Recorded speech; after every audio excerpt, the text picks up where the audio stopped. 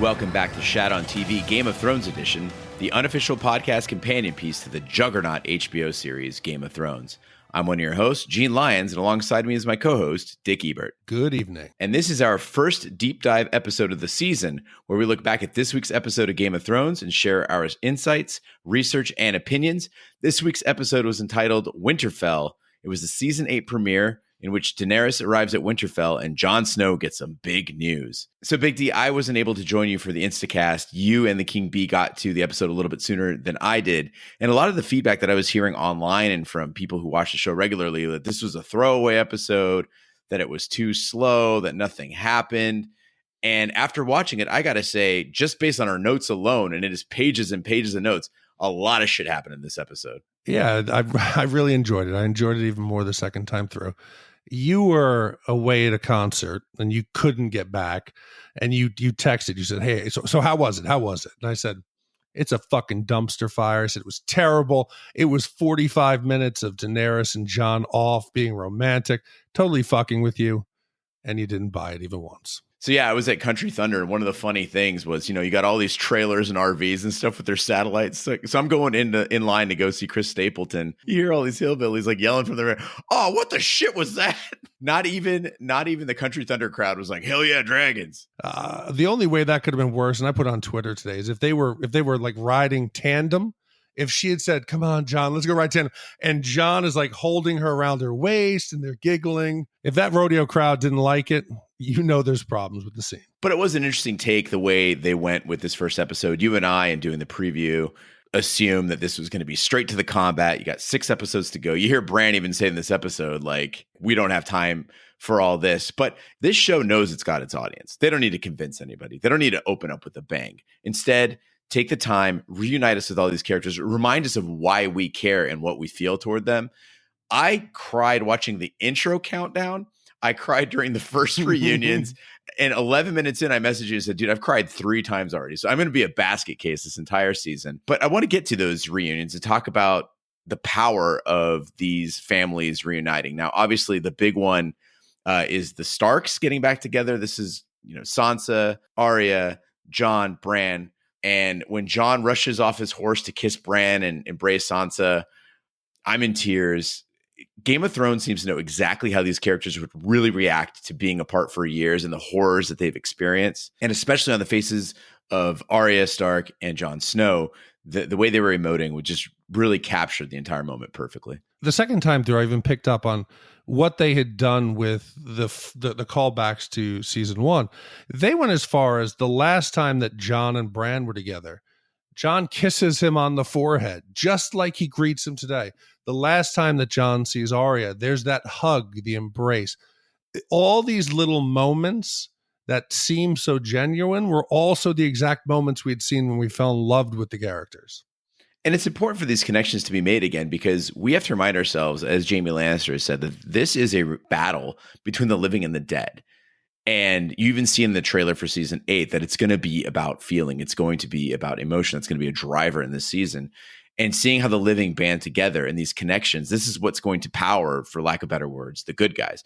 But we also see very believable reunions between some not so wholesome relationships, such as the Hound and Arya. When they come together as Gendry is busy forging these dragon glass weapons, I was like, please don't make them hug. And thankfully, the show has honored its roots, honored the way these characters would actually behave. But my comment to you before we hit record was, I said, why is the Hound such a dick to Gendry? Doesn't he remember that he just saved them beyond the wall?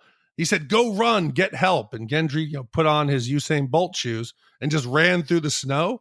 And the way I think is he should have been more appreciative. You took it as, I'm glad the Hound stayed true to himself and was talking shit. I mean, you're a softball guy. Oh, not anymore. You were a softball guy. So, when you got that guy who guests on your team, you got to fill one spot and he comes in and he's just slugging shit out of the park and he's awesome. And for that one night, he's all right. But the next day, he's a real cocksucker. No, this is like the guy on your team is a diabetic and he forgot his insulin. And one of the guys just happens to be really fast and he runs to the parking lot, gets the insulin and comes back and saves his life. I'm going to be nice to him. But I agree as far as the Arya and the Hound, they have way too much baggage, way too much history. I was glad that she stood up for herself. She looked him right in the eyes and he said, "You're a cold bitch. And that's probably why you're alive." And he's right. Another reunion we see is Beric Dondarrion, Tormund Giantsbane, and Edison of the Night's Watch. They run into each other at the ruins of Last Hearth. When we saw the trailer, I'd assumed that they were at Winterfell as well, somewhere in the crypts, with Beric lighting his trademark flaming sword. It looks like instead they're investigating the ruins of Last Hearth. And as you said, Big D, I said, man, I wonder how long this battle is going to take for House Umber to fall. We didn't even get to see it. It was that fast. No, and I understand you needed this convenient meetup to get all the characters back together. But this was the one part I'm like, if I see a destroyed castle and there's no bodies, because the dead are being resurrected and they join the Night King's army, I'm staying far away from that castle. Nothing good can come from that. My goal is to get down south, get to Winterfell, or even just get further south. I'm not going to go walking around some dark ass catacombs or some hallways. I'm hearing sounds. Nothing good happens in a situation like that. I think we're always forgetting that in a lot of these cases, and in the novels as well, that a lot of times characters in Game of Thrones are actually just seeking any sort of shelter they can find as they're trying to make their way through a frozen tundra. So, Arya was in a lot of these situations in the books where as she's kind of fleeing northward, she has to take up shelter in a lot of really not ideal situations. That might be what's going on here, or they're just trying to be brave guys, look out for the Umbers. Of course, unfortunately, the only thing they find is Smalljon Umber tacked to a wall in a sign of the Night King's arts and crafts, and we'll get to that in a bit. Well, I think it would have been sad if the Night King had gone through all that work. That was a beautiful collage of arms and looked like maybe some feet. To have that go unseen and to leave that poor boy up on that wall, and that noise he made, that was like something out of Aliens, or that was like you were like killing a small dog. It was horrendous. I like this tone of horror that they're taking in the new season. I really appreciate that it's not about bravado or treachery or stuff. With the Night King's actions, it is just about scaring the shit out of people. And it is vastly different. It gave me kind of tinges of like Event Horizon. Things are just put out in the most grotesque display possible. But we did get some of the old school Game of Thrones in the reunion between Theon and Yara. So Yara is being held prisoner by Euron. Theon makes a daring and bold and rather stealthy attack to rescue his sister. We're starting to see now that this might be his method of attack. One interesting thing about that scene is that Rob McElhenney from Always Sunny in Philadelphia, he's that guy that takes an arrow in the eye at the beginning. This is the first time we have seen almost original Theon. It seemed like Reek was all gone. He was there. He's gotten through it.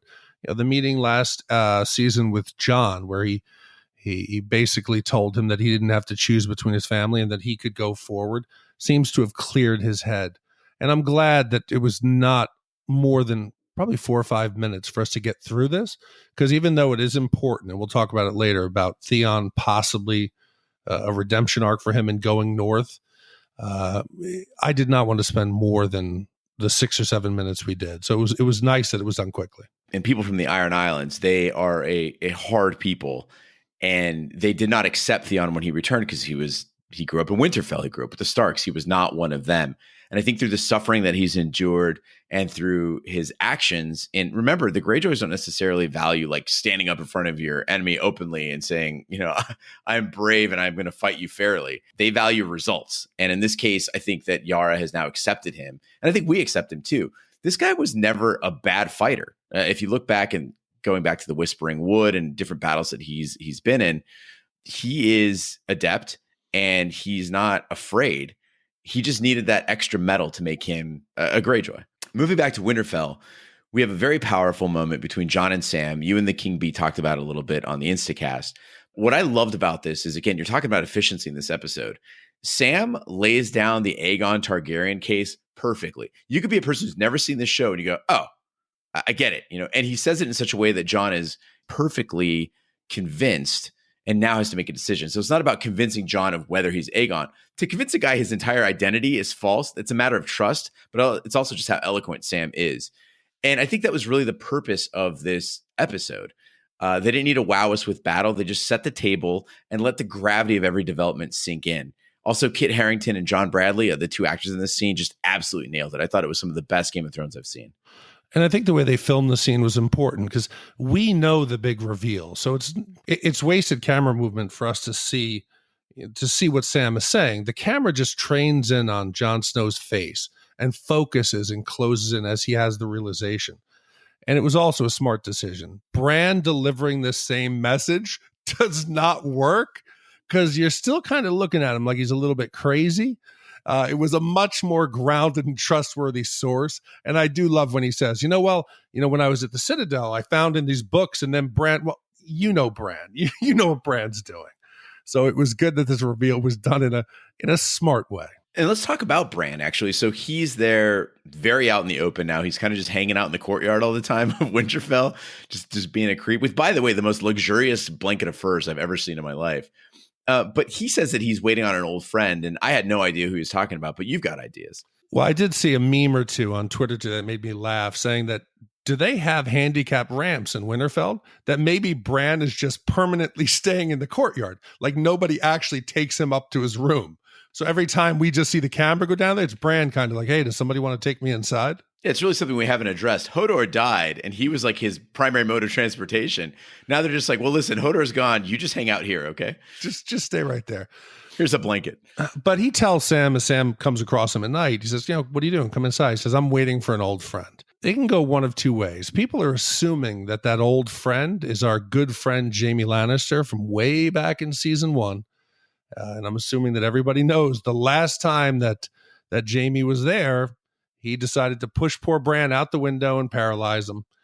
No one knows that to this day except for Jaime and Bran. And when he arrives in Winterfell, pulls back his little hood, and he's looking weathered, he's looking old, but at the same point, he's looking knowingly around Winterfell, and then he catches Bran out of the corner of his eye, and it's just like, whoops, awkward moment. One of the maddening things when I was reading the novels was how long it took for Bran to recall that he was thrown out the window by Jaime.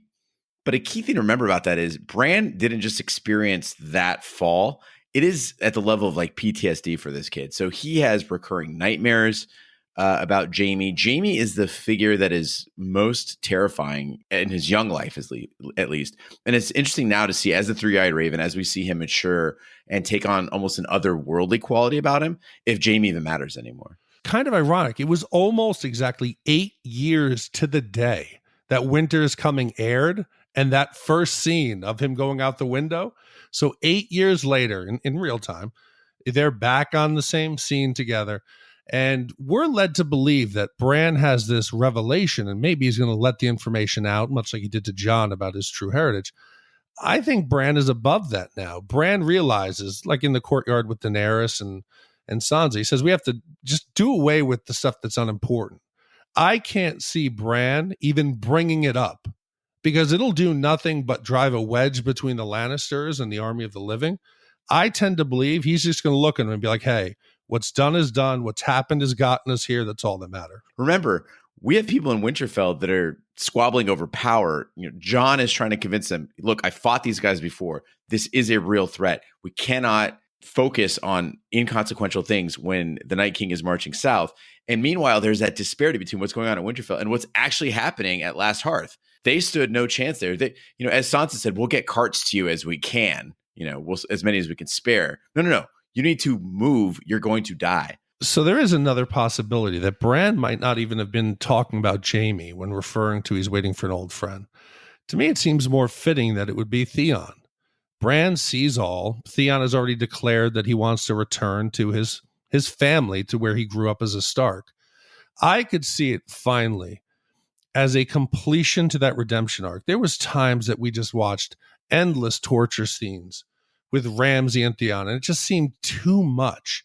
I almost think they have to turn this around and complete a redemption to where he does come back to Winterfell, maybe saves Bran, maybe saves another Stark, for it to make all those hours of torture we watched worth it. And this would make Theon one of the most dynamic characters in the series. And I remember when he was attempting a redemption arc in season 7, and we thought, this really isn't enough. This isn't going to shift this person. And you saw him jump off deck of the ship. There was still a degree of cowardice there. he is a readily evolving character. And one of the things I love about shows like Game of Thrones, really quality stuff, is that you take the unlikeliest of characters and you make them heroes in a sense, or at least make them turn the tide in some way. But you have to do it in a believable way. And that's the tough part, right? You can't just have somebody flip a switch like you do in a bad movie. It's got to be a gradual process. And I think Bran is one of those where he was largely helpless for a very long time. Arya, I think, again, just the amount of punishment she took, the amount of suffering that she had, the amount of failure that she's had in her life, Theon perfectly encapsulates that. And the fact that Yara accepts that drive from him and recognizes that this is important to him really kind of gives it a bit of validity. I'm excited to see what he does here. Yeah, that is a reunion I'd like to see. Now that we're through the reunions, I want to talk about some of the romances. Now, this was the sore spot for a lot of people on this episode, and people are mostly talking about Daenerys and Jon, but there were other romances kind of brewing or possibilities of romances developing here. And I thought it was really strange that a show this powerful, this focused, has so many these soap opera romances. So let's start with the big one, Jon and Dany. They go on the dragon ride. They show up at the waterfall, as you and King B mentioned in the Instacast, and very picturesque. And the dragons are grazing or whatever it is they're doing, having some snow cones.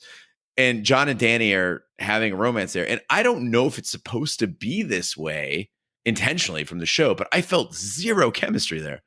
Yeah, it did seem a bit odd. It did seem a bit brother and sister, dare I say. But besides the relationship component that really bothered me about the scenes, thinking about it later, Jon and Daenerys are trying to motivate and gain the trust of the people of the North and of all of their soldiers, the greatest army ever amassed.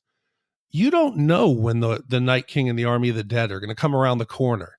You decide to take the two largest weapons that you have and go fly off on a romantic tryst. And just what happens if they come back and, God forbid, Winterfell is under attack? Forget that. You got the king in the north, one of the top military leaders in the war against the dead. And he's like, I've never been on a dragon before.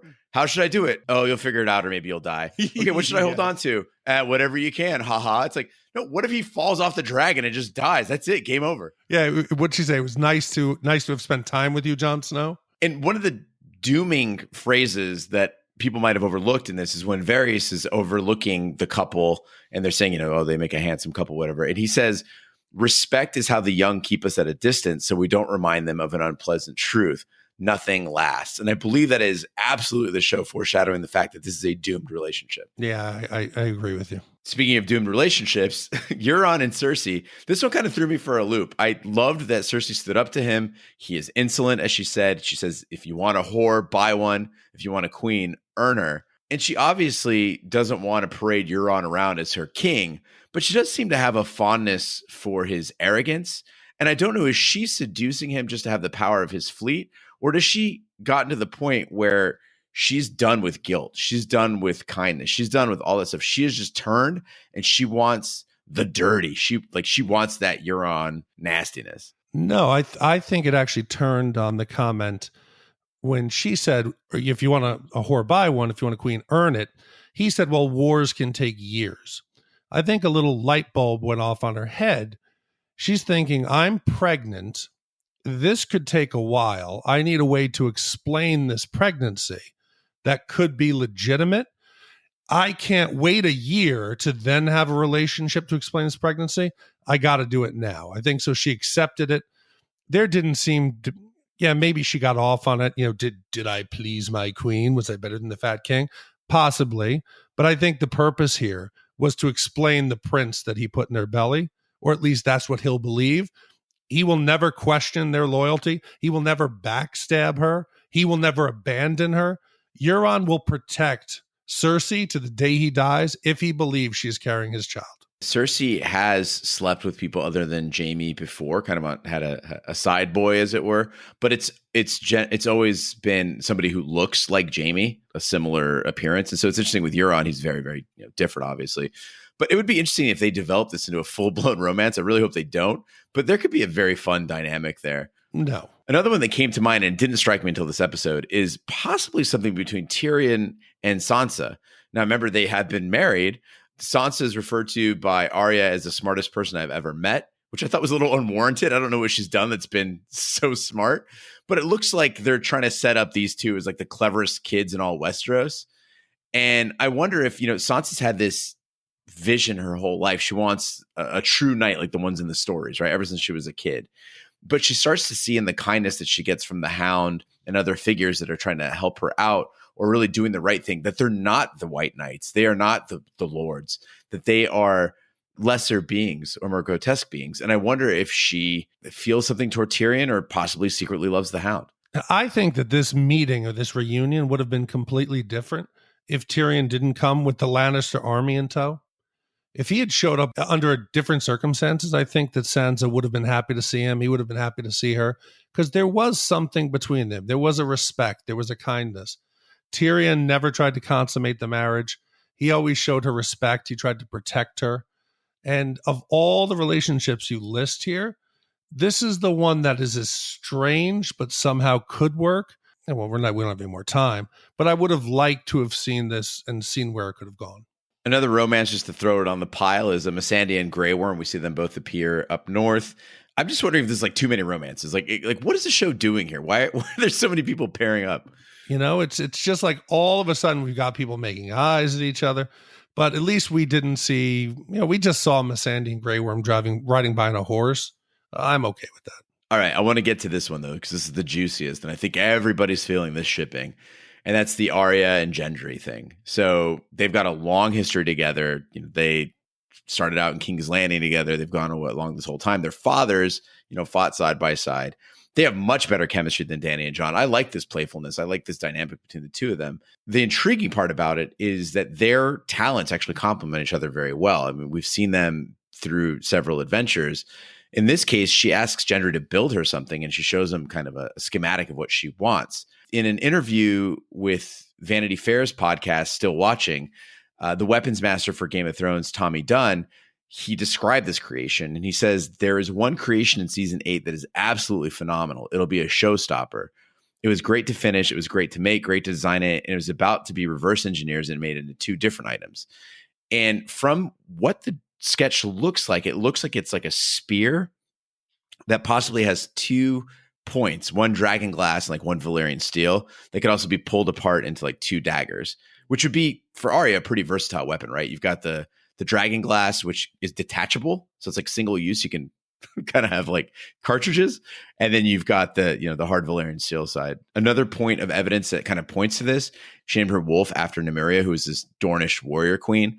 And the warriors of Dorne are known for using spears, or as you can recall through different scenes that you've seen with the Dornish, like kind of shorter throwing spears. And we've also seen Arya train with a spear as she was undergoing her training in the past few seasons. It is also worth noting that the Dornish were the first to kill one of Aegon the First dragons during the First Dornish War. So this spear might be the secret weapon that we're looking for, might play strongly into the living's chances against the dead. Yeah, so there's even a moment where Jon and Arya are comparing weapons. That he said, you still have needle. She holds long claw, the weight, it's too much for me. She is smaller in stature, so a nimble, multi-tipped weapon would make sense. And it looked to me, though, at the very bottom, it looks like there's an attachment to the spear that would either like a spear gun that would let it be shot out as a projectile, or also just let it be thrown. So I think this might not just be a poking spear, but it might also be some kind of a projectile weapon. And although Catspaw would be highly effective against whites or White Walkers, maybe have a little bit of extra distance might not hurt. But we do know now that Last Hearth is a loss. We see that the armies of the North are hauling up in Winterfell. That's where they plan to make their stand. Do they stand a chance? Well, I started thinking about that as we're seeing the encampment outside Winterfell. We're assuming that next week the Army of the Dead will come down and we're going to see a battle at Winterfell, and we see them preparing for this coming battle. But what is the strategy behind it? What are they actually doing? And what are they actually trying to accomplish? So I broke down here some strategies, some advantages to the location. Just hopefully at the end here, we can figure out what they're trying to accomplish. But Jon has active personal knowledge about battling the dead and battling the the White Walkers. So he's already seen what the Whites can do in large numbers when they swarm the gates and swarm the walls at Hardhome. They even threw themselves off of the cliffs to get over the walls. He's also knows now that what Viserion could do, that in less than 5 minutes of breathing fire, he was able to take down the wall, which stood for how many years. So he's perfectly aware of what's coming. I hope that he's shared this with everybody else. We've never seen people sharing this information, but the important ground rules. The Night King's army grows exponentially. Everyone who dies almost comes back immediately. Animal, giant, it doesn't matter. We know that the White Walkers, if they die, the whites that they created or the reanimated corpse, they seem to die when the White Walker perishes.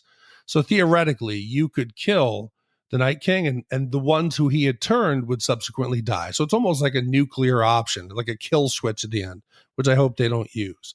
And Barrett clearly says it when they learn this in Beyond the Wall. Kill him because he turned them all. So another advantage that the Night King has in our ground rules is the Night King can affect the weather and manipulate temperature. This is an effective weapon that they're going to use when they're going to try to lay siege to Winterfell. So with all of these rules in place, let's now look at the location, Winterfell. It is a well-fortified location. It is, though, relatively small in size compared to the wall, which only lasts about 5 minutes. It could easily be decimated by a single strafing run by Viserion. It's on a little bit of a hilltop, so there's good sight lines of all avenues of approach. Winterfell was built on natural springs, and they use heated water to go through the walls into the chambers. It allows Winterfell to be more comfortable during the winter, and it can negate the Night King's ability to manipulate the cold and the weather. There is a problem, though, that the food stores, Sansa mentions that they were not planning for all the Unsullied, for the Dothraki. They don't have enough food to last anywhere through the entire winter. So a siege is not an option. So for me, I've come down with 3 possible outcomes of this confrontation. And you let me know if you see one that I missed. One is they stop and totally defeat the dead. The dead and the White Walkers are eliminated. They go no further south. 2, they delay the dead and weaken them, causing them to bypass Winterfell, continue south. Or Winterfell gets overrun, a majority of people are killed, the living flee south, with the new and larger dead army in chase. I got to think that in a numbers game, it's not going to be slay all the whites until that army is decimated. It's got to be something smarter than that, something much more tactical. But if I had to pick out of those 3 options, I'm thinking Winterfell is not going to be the final battle for the Night King. I don't think that the living are going to make a stand there in any effective way. But I do think that it's going to be a spectacular battle and probably one of the most horrifying things we've seen on this series. Yeah, based on what Jon knows, I don't see that he could see any positive outcome in the situation. But if I was in Jon's shoes and I had to try to make a stand there, what I would do is I would take a couple of steps they've already done. I would evacuate all the castles in the lands north of Winterfell. I would tell the Black Brothers to abandon the wall and to come down south. And then I would try to defend around Winterfell. I would set up the infantry on all sides of Winterfell at a distance. I would use the Dothraki. They should make quick work of the whites. They are frail. On horseback, you should be able to take out large quantities of them in passes with the horses. I would position archers on the ramparts with those new dragonglass tipped arrows that we've seen. We've seen already in the scene when they're prepping in the courtyard that they're putting together several trebuchets, and they have some large barrels that look like they have a flammable liquid. So I'm assuming when the hordes come straight at Winterfell, they're planning on shooting these large barrels and using fire to destroy large batches of them. But the dragons get us into a tricky situation. You've already seen how easy it was for the Night King to take down one dragon with a spear. There's no way that I'm going to risk having the 2 remaining dragons, Drogon and Rhaegal, like flying anywhere where they could be hit.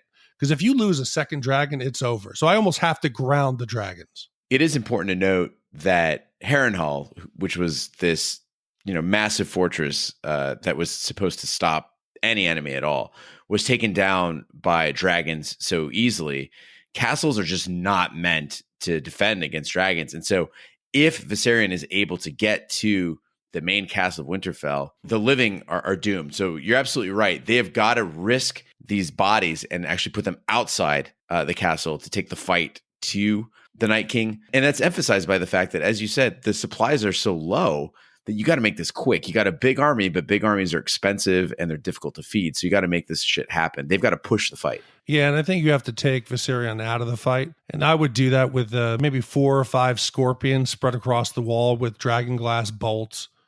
Let the Night King know, hey, don't come near. Eliminate the ability, because like you said, one fell swoop, one fire strafing run across a packed courtyard in Winterfell, you could kill a majority of the forces.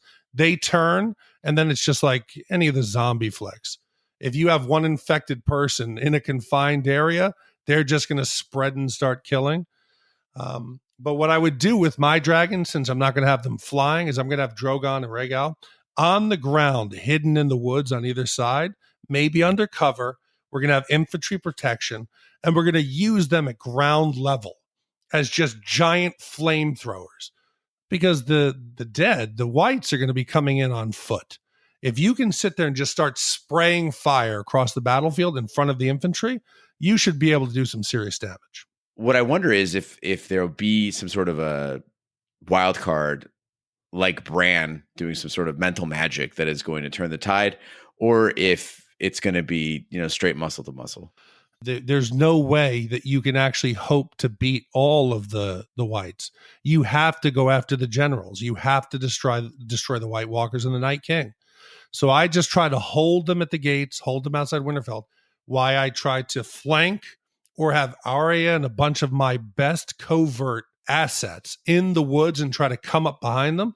Because one lucky spear, one lucky arrow, you could kill 20, 30, 40% of all the whites in one shot. You have to do it that way. You're not going to beat them one by one. I'd love to see where they actually do get a shot in at the Night King, and then you realize that Dragonglass and Valyrian Steel are just ineffective against him.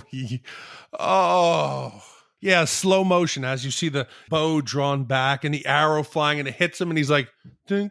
Oh, God, that would be great. So for any of this to succeed for the living, these alliances have got to hold. And we have a lot of shaky alliances that we've been presented with in season 8, episode 1. And I want to start with Daenerys and the Starks. Jon is making a really good case to everybody in the North that, look, she is strange to you. You don't have any reason to trust her. She is walking around, strutting her stuff. I'm the queen of everything. But the focus is she has dragons. And you got to think about the difference that these dragons make in the North. When we first see them flying in this episode, I'm trying to put myself in the place of these Northerners, of these subjects of Winterfell. They have suffered defeat after defeat.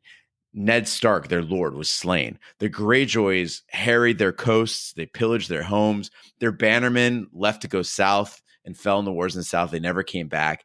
And now they see that they've got this firepower. They can feel that tide turning. And I think that the moment that we're trying to capture here is the spectacle of Targaryen mixed with the hard resolve of Stark and bringing it together. And that's the power that is going to fuel this battle. On the other side, we see that we're getting loads of side-eye from Sansa, and these two women are definitely going to clash, and worse and worse. We had the moment where Sansa disrespects Daenerys and asks, what does a dragon eat anyway? And Daenerys snaps back with, anything it wants. So to me, this is a key alliance that if it falls apart, I think they're pretty much doomed. But everything in this episode, from Varys' comment to Jon's talk with Sam in the crypts, to Sansa's resistance, to even Arya sort of trying to give Jon soft pointers, everything seems to point to the fact that this alliance between Targaryen and Stark, or really between Targaryen and Targaryen, is not meant to last. See, and I think all these alliances, though, we have to remember, is based on one thing. It is a historical perspective on I'm swearing my oath, I'm swearing fealty. None of them has faced the dead. When the dead come over the horizon, everything goes out the window. Alliances disappear. It becomes survival. There is no more North. There is no more houses. There is no more fealty. I'm thinking instead of it becoming a broken alliance, it's going to be every man for themselves, every man, woman, and child for themselves. And that's what confuses me about the Golden Company. We see Cersei uses Euron's fleet to bring the Golden Company over, and these are sellswords and mercenaries. We finally meet their captain. Unfortunately, they did not bring elephants with them. Cersei really wanted some elephants. But, you mentioned in the preview for season 8 that mercenaries aren't really ideal when you're fighting for your life. It'll be really interesting to see how the Golden Company reacts and what they're used for. Are they there as Cersei's personal guard as the Lannister army moves north? Are they there to be thrown in as fodder against the dead? How will they react to all this? I do think that the Golden Company strikes me as a sort of a unknown in all this. But again, I also thought that Randall Tarly would be a great general in the Southern Army. So who knows? Yeah, but fighting for money is only good when you have a chance to use it. But I question also how deep their loyalty runs. I can't see it being deep enough to sacrifice your life. Well, one sellsword that has a prominent role in episode 1 is Bronn. We see him in a rare sex scene, which doesn't seem to happen on Game of Thrones very often. He is approached by Qyburn and asked to kill the brothers Lannister. I don't know what this is all about. It doesn't strike me as that easy a task. Like, it's not like just show up with the crossbow and kill them. Obviously the poetry of Tywin Lannister being killed by the crossbow by Tyrion. But Bronn is a perfect example of loyalty of a sellsword in the sense that he has never made bones about the fact that he's there for the highest bidder. He is there for the money. And sometimes that's better in the sense that emotion's not brought into it and just simple words aren't brought into it, that there's a clear price. But he also has his limits. He says, does she want me to go kill the Dragon Queen? He's like, I'm not doing that. There's not enough money to do that. So he has his limits. And Cersei obviously doesn't know him well enough, but his relationship with both Lannister brothers would make him a wise assassin. He could get close to them without raising any kind of suspicion, but there's no way. There's no way he turns on them. Even though he wasn't getting paid by Tyrion at the end, he still had respect for him. He didn't shit on him. I can't see him turning and killing them both. That would be very disappointing. One of the comments that Qyburn makes is, should the brothers return from their adventures up north, this is what you've got to do. And that would be my bet if I were Cersei, be like, they're fucked anyway. You got Jaime walking into Winterfell where the queen, Daenerys, is, and he's like, oh, hey, by the way, sorry, I killed your dad. And it'll be interesting to see, like Daenerys tells Sam, yeah, I executed your father. And Sam just handles it probably as best as he really can. It'll be interesting to see if there's any sort of different reaction from Daenerys when she meets the man who killed her father. Yes, it'll be very interesting. But one last thing with the Lannisters there. I understand you see the irony of using the crossbow that was Joffrey's and that Tyrion used to kill their father. But wouldn't that make it a little bit harder to get the job done? How are you going to conspicuously carry that crossbow around? Hey, Jaime, it's Bran. Come here. Let's hang out. What's that under your coat? Why do you have that crossbow? What are you doing? It's easy. You show up in Winterfell, you go, hey, Tyrion, I think you forgot something. I brought you your crossbow back. But then you use it on Viserion. And finally, we got to talk about this alliance between the Greyjoys and the Targaryens. So a comment that's made by Yara aboard the ship is that the Iron Islands can be a refuge from the Whites. I didn't think the Greyjoys had enough motivation here. They seem to be suddenly very altruistic. Although I believe Theon's desire to return to Winterfell, Yara's, I guess, heroicism in this sense seems very odd. She's very willing to accept Daenerys as her queen. Did that make sense to you, or did it seem a little out of place? Yeah, I think, what are her options? She's a bit pragmatic at this point. That's the best option she could hope for. Remember, she was tied up outside King's Landing looking at a sword. The chance to bend a knee is always smarter, I think, and I think she's making a smart choice. So we might see the Greyjoys just giving up the old ways, stopping the butchery, stopping the pillaging. I mean, in the end, she said to Euron, she said, you've chosen the wrong side. And I don't think she meant Greyjoy, Lannister. I think she's talking the living. She understands the big picture. And if she could use the family, or she could use the Iron Islands as a last resort for humanity, you got to do it. One final thing I wanted to cover before we close out this deep dive is an email we received from listener Aubrey, who asked if Smalljon Umber being tacked to the wall was done in the shape of a Targaryen sigil. And it does look very similar. Again, the Targaryen sigil has the kind of the three-headed dragon, the wings splayed back in sort of a fiery expression. This is instead a 7-armed spiral, and it does appear in several spots in Game of Thrones. So it seems to be an expression of the children who created the Night King and now is being spread by the Night King's hordes. We see the symbol in season 3. So when Jon Snow was captured by a wildling party that included Mance Rayder and Ygritte, they arrive at the Fist of the First Men and they see this enormous spiral of decapitated horses. We also, of course, see the spiral when the children first make the Night King.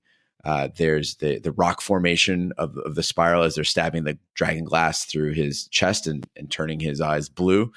And showrunner David Benioff actually confirmed this idea that the White Walkers inherited the symbol. He said that one of the things we learn from the cave paintings in Dragonstone is that the White Walkers didn't come up with the image of the spiral. They derive them from their creators, the Children of the Forest.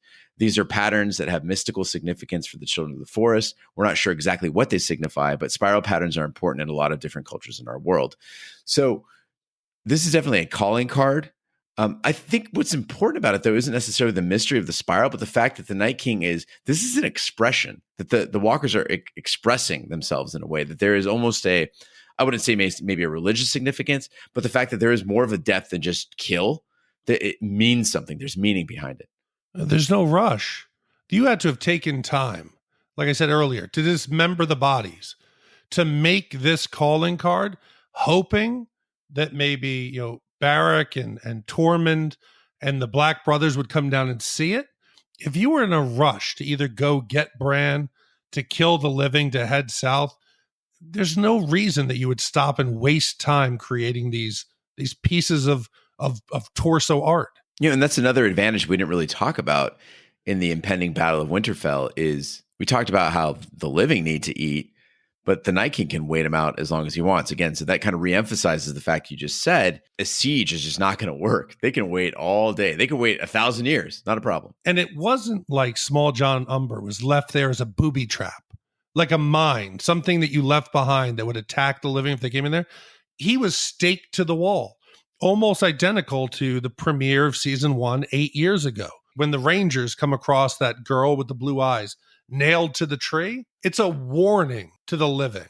But aren't we well past the point of warnings? I mean, a warning could also be psychological warfare, right? Like you see one little white and you kill him, big deal. You see a kid screaming, nailed to a wall with arms and legs splayed out in a spiral around him, you're going to get a lot of people tweeting.